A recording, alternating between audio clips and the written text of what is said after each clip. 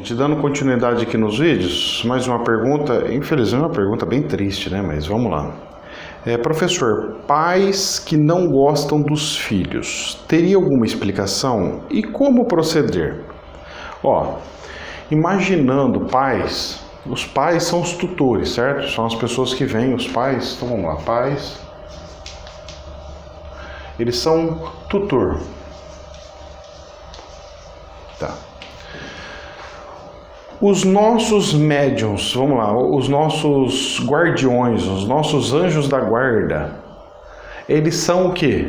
Os nossos tutores, certo? São aqueles que cuidam de nós, cuidam do nosso cumprimento da linha da vida. Então, os pais, eles têm uma relação direta com os nossos mentores.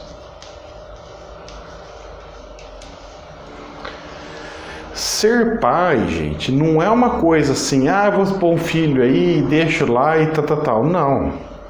Quando a pessoa é pai, ela tem que imaginar que a responsabilidade dela é tamanha tal quanto de um tutor, daquele que nasce junto com a pessoa e acompanha a pessoa para o cumprimento da linha da vida.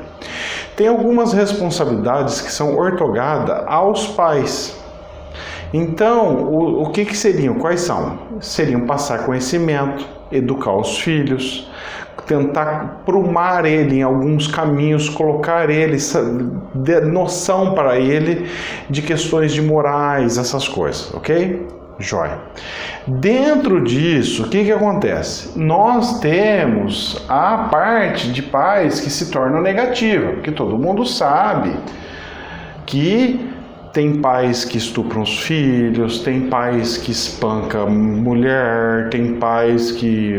tem N coisas que pais podem fazer. Quando eu falo pais, não é só o homem, tá? Pai e mãe, tá? Vamos usar de forma genérica, acabou essa palhaçada de ficar... isso é homem, mulher... pais, humanos, tá? Humanos, os seres humanos, os tutores, tá? Eu não falei pai, pais... ok? Dentro disso, dentro da obrigação e responsabilidade que eles têm, ele tem a parte negativa, porque eles também são como nós. Os nossos pais tiveram pais, ninguém nasce do nada. E os nossos avós tiveram pais, e assim por diante. Então nós sempre estamos vindo em forma de cadência.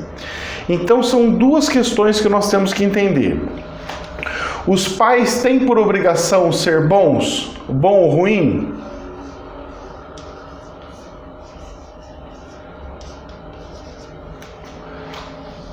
Eles vêm neutro. Eles que decidem ser bons ou ser ruins. Eles decidem usar a influência de bebidas, por exemplo, para ser ruins. Eles decidem abraçar os filhos e falar que os amam os filhos e cuidar dos filhos e zelar dos filhos, certo? Então, ok. Nós estamos falando o seguinte, de brigas dos pais com os filhos, certo? Que é isso que a pergunta me passou aqui, que a pessoa faz a pergunta, a gente vai lá. Por que os pais não gostam dos filhos, tá? Em alguns casos, claro que não é todos os casos, tá? Então vamos lá, tentar entender, para a gente tentar desmistificar essa questão. O pai é um tutor, então você tem que imaginar o seguinte, é um professor, ele está lá tentando te passar algumas informações e tá. Só que seu pai, ele é um professor com a tecnologia, com o Windows dele, tá? Vamos imaginar que o Windows dele é o Windows 7. Olha, moderninho já, hein? É o Windows, então fiz uma janelinha, tá? O Windows 7. Aí o que acontece? Você vem para o planeta com o Windows 10. A forma de comunicação deste com esse não bate. Você vê seu pai, se for pegar aqueles então os avós ainda, aqueles bem antigos, chegavam e falavam assim, senhor, tudo bem com o senhor? Ficava todo retinho, como que está o senhor? Tudo bem? Então, são questão de cultura. Cultura é uma questão de costume, ok? E costume é uma questão de aprendizado do momento. Então, se você aprendeu que aquilo é o correto naquele momento, ele acaba levando para frente. E depois que passa, por que se educa as crianças e não se educa os adultos? Porque é mais fácil se educar as crianças, tem que educar as crianças para continuar. Mas aí você fala assim, mas poxa, o ideal então seria ter uma continuidade de educação. Tá, só que é a questão da evolução. Você é tutor de alguém, os pais são tutores de alguém até um certo ponto. Depois eu sou obrigado a deixar você voar. Eu sou obrigado a deixar você fazer coisa errada. O seu mentor, seu anjo da guarda não deixa você fazer porcaria. Se você chegar agora e falar assim, eu quero usar as drogas pesadas, ele vai deixar. Mas ele não é equivalente a um pai, ele vai ficar com peso no coração, ele vai falar assim para você com intuição, não faça, meu filho, e você revoltado vai pegar e vai falar, eu vou fazer porque eu quero fazer. Não sei se vocês estão entendendo a analogia, tá? Então vamos lá. Primeira explicação, por que os pais não se dão bem com os filhos? Questão de linguagem. Um trabalha numa linguagem, outro outra. Eu sei que não é comum isso, mas vocês tentem imaginar você utilizando aquele Windows que era antigo. E aí quando troca o Windows, você fica lá, e onde será que ficou? Ficou tudo perdido. Você fala, eu gostava do antigo. Esse novo é ruim. Esse novo é muito ruim. E aí os jovens que só aprenderam no novo falam, nossa, mas esse novo é muito fácil, tá aqui as coisas, é facilitador para eles, ok? O celular é a mesma coisa. Tinha celulares antigos, você fala assim, nossa, cada modelo é de um jeito, certo? Vai evoluindo, um era clicando aqui, o outro é arrastando, o outro tem que segurar o dedo e puxar, o outro tem que abrir com os dedos, o outro tem... A evolução vai andando, ok?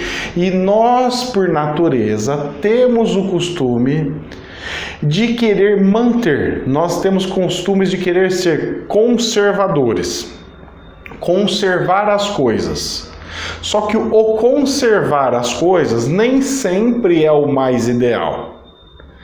Nós temos que conservar moralidade, bons costumes e não evolução. Evolução nós não podemos conservar, porque senão nós ficamos atrasados, vamos ficar só com vamos virar um país totalmente travado e fechado e que não anda, certo? Então imagina que o país é a cabecinha da pessoa. Então, aonde que eu quero chegar? Se os pais têm um problema de defasagem aqui, você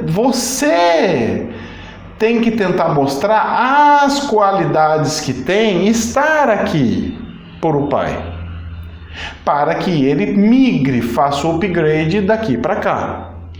Isso acontece com pessoas também. Então você pega e vê pessoas, você fala assim, vamos imaginar. Você acabou de entrar na igreja evangélica, você era católico e você entrou para a igreja evangélica. Você viu algumas melhoras que tinha em relação à igreja católica, porque a sua referência era uma e agora você tem outra. Então agora você só tem duas referências, ok? E dentro dessas duas referências você vai pegar para os católicos, porque você era um católico e vai ficar tentando atormentar a vida dele, tentando convencer ele a virar um evangélico. Você tem que se converter, porque aqui é bom, porque ali esse negócio é ruim, o seu é ruim, tal. Ok. Vamos fazendo analogia de você com seus pais, ok? Você com seus pais, conhecimento diferenciado, tá?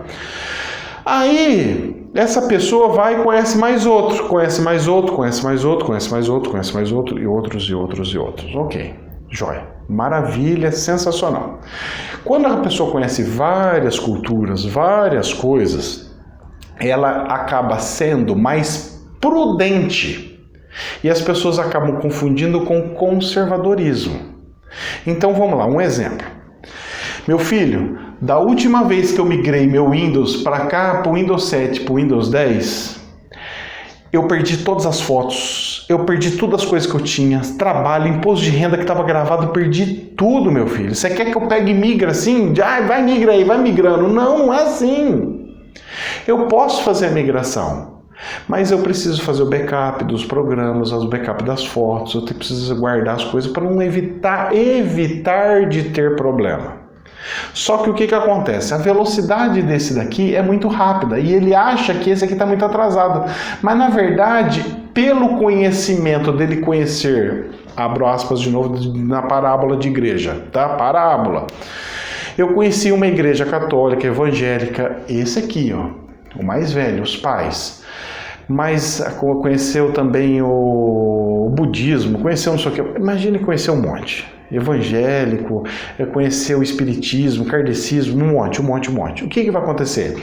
Essa pessoa, ela, pelo conhecimento dela, ela vai ser mais calma, ela vai ser mais prudente.